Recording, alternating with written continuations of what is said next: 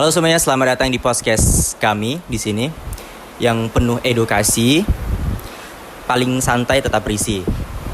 Nah, hari ini kita bakal bahas sains tetapi dikaitkan langsung sama dunia pertambangan. Nah, di sini saya mengundang teman-teman saya, di bidang-bidangnya. Nah, ahli konsep IPA fokus pada teori dasar yaitu Kak Anggun. Praktik tambang dalam lapangan pekerjaan yaitu Bang Irfan. Ahli proses kimia tambang di bidang reaksi dan pemisahan Marilo. Dan lingkungan keselamatan di bidang dampak dan sosial Miko. Oke. Baik, sekarang kita dari dasar dulu, mulai dari dasarnya. Oke, baik Kak Anggun. Apa sih itu material? Materi adalah segala sesuatu yang mempunyai massa dan menempati ruang. Oke. Kalau menurut ini Bang Irfan gimana? Menurut saya materi di dunia pertambangan itu simple, batu bara, biji emas, tanah penutup, air tambang. Oh, oke. Tapi kalau misalnya zat itu gimana Kak Anggun kalau zat? Zat adalah materi yang mempunyai komposisi dan sifat tertentu. Ada zat murni dan zat campuran. Oke. Gimana kalau misal tanggapan nih dari Bang Rilo nih? Kalau dari saya, biji tambang itu campuran karena terdiri dari mineral berharga dan mineral pengotor. Oh, jadi ada murni banget ya berarti ya? Ya. Oke. Baik, kalau misalnya nih dari Bang Miko gimana? Dari lingkungan nih. Makanya perlu kita proses supaya zat berharga bisa dipisahkan dengan aman. Oke, ya soalnya ada kandungan zat-zat yang itu ya.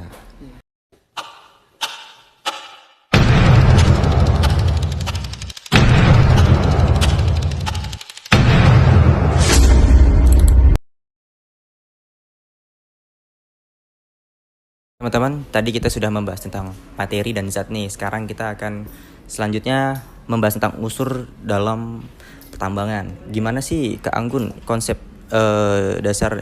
dasar dari IPA-nya nih kalau mengenai unsur?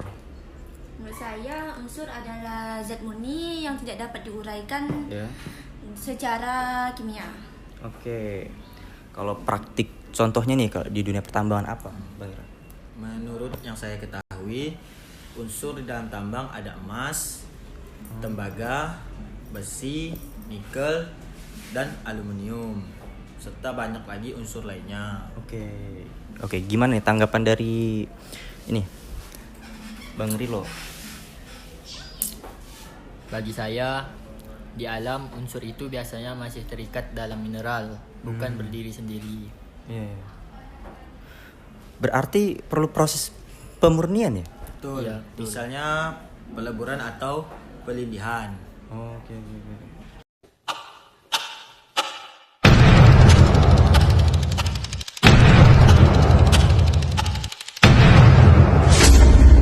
Oke, baik teman-teman. Tadi kan kita sudah membahas tentang unsur nih. Oke. Berarti segmen berikutnya kita akan membahas tentang senyawa proses kimia tambang. Nah, gimana sih menurut Kak Anggun nih senyawa itu? Menurut saya, senyawa adalah gabungan dua atau lebih unsur yang terikat secara kimia. Oke. Gimana tanggapan kalau dari proses kimia nih dari Bang Rilo? Kalau menurut saya, dalam pertambangan, senyawa sering dipakai dalam proses ekstraksi. Contohnya air, cyanida, dan asam sulfat. Oh, ini saya ambil contoh nih ya dari asam sulfat nih. Gimana tanggapan dari Bang Irfan kan karena dia ini ya kan praktik di lapangan nih. Gimana? Menurut saya asam sulfat emang ada sih. Kan karena sering dipakai dalam pelindihan tembaga. Oke, gimana nih tanggapan kalau kimia tentang senyawa-senyawa ini di lingkungan pertambangan menurut Bang Miko nih? Tapi perlu diingatkan juga bahwa bahan kimia itu harus dikelola dengan keamanan yang ketat supaya tidak membahayakan kita. Iya benar sih. Kalau misalnya terkena itu paparannya emang bisa mematikan ya teman-teman ya. Oke. Sangat berhati-hati ya kawan-kawan ya. Permisa yang menonton video ini. Oke.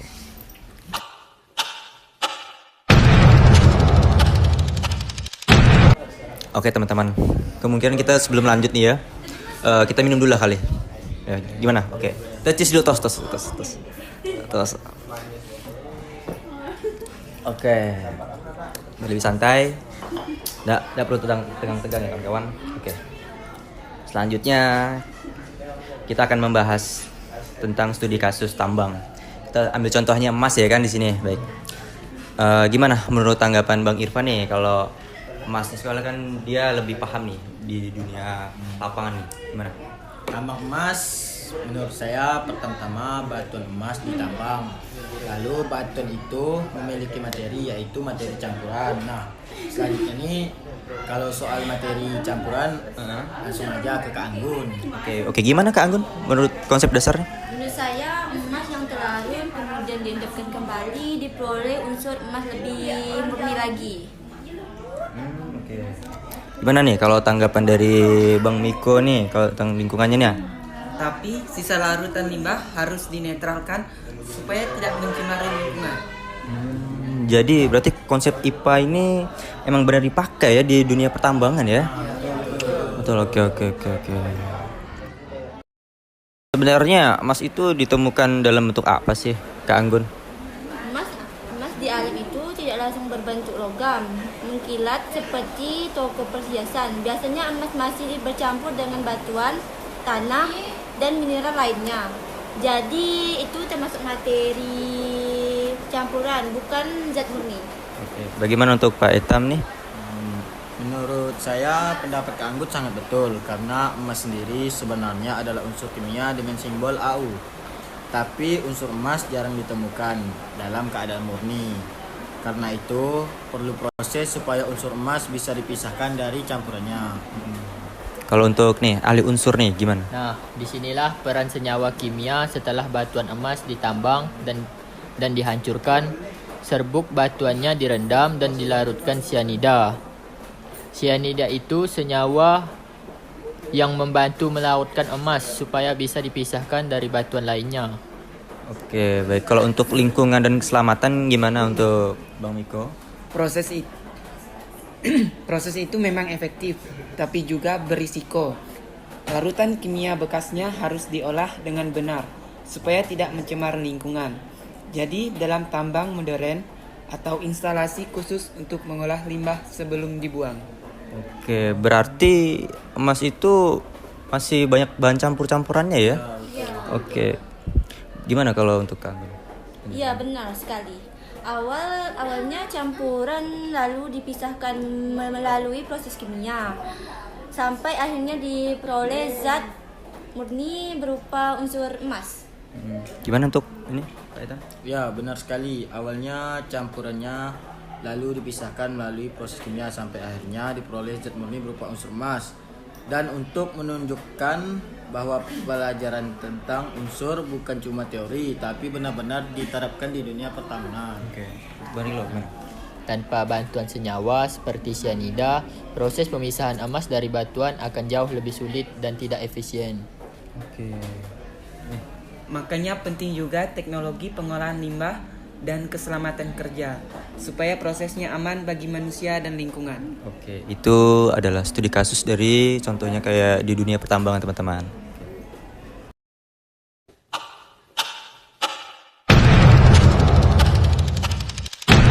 Oke teman-teman, sekarang ini kita ada di bagian penghujung acara nih. Kita udah melalui 4 segmen ya teman-teman. Baik, saya di sini ingin minta sama teman-teman nih, gimana kesimpulan dari yang kita bahas materi tadi tuh tentang lingkungan pertambangan, sains-sains dari bahan unsur kimia dan material lain-lainnya. Gimana nih kok tanggapan dari Kak Anggun nih dari konsep IPA-nya? Menurut saya semua berasal dari materi dan zat. Oke, kalau untuk yang bagian lapang nih, Bang Ipan nih ahlinya. Kalau menurut saya semua perlu proses karena proses sangat diperlukan untuk mengambil unsur berharga. Kalau nggak ada proses ya nggak mungkin juga untuk mengambil unsur berharganya. Semua emang butuh proses ya teman-teman ya. Nggak ada yang instan di sini. Kayak gimana tanggapannya untuk proses kimianya nih? Kesimpulan dari ahlinya. Kalau dari saya sendiri, di dalam dunia pertambangan sangat berkaitan dengan bantuan senyawa dan reaksi kimia. Oke, tanggapan dari ini, Bang Miko? Tidak lupa juga tetap harus memperhatikan keselamatan kita dan lingkungan. Oke, jadi kita harus melestarikan alam kita tetap lestari ya. Bagi saat menambang ya teman-teman ya. Oke, jaga.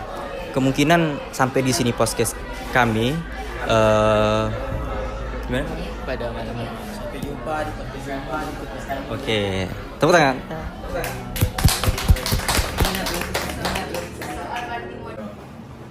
Kalau bukan kelompok 2, siapa lagi? Sekarang siapa lagi? Kata-kata hari ini.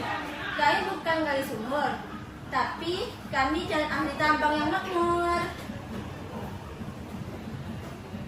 Belajar jat sampai kepala berasap, tapi semangat tetap mantap. Unsur ketemu senyawa, nilai A sudah di depan mata. Batu digali bukan sembarang kali, ilmu ditambang tiap hari.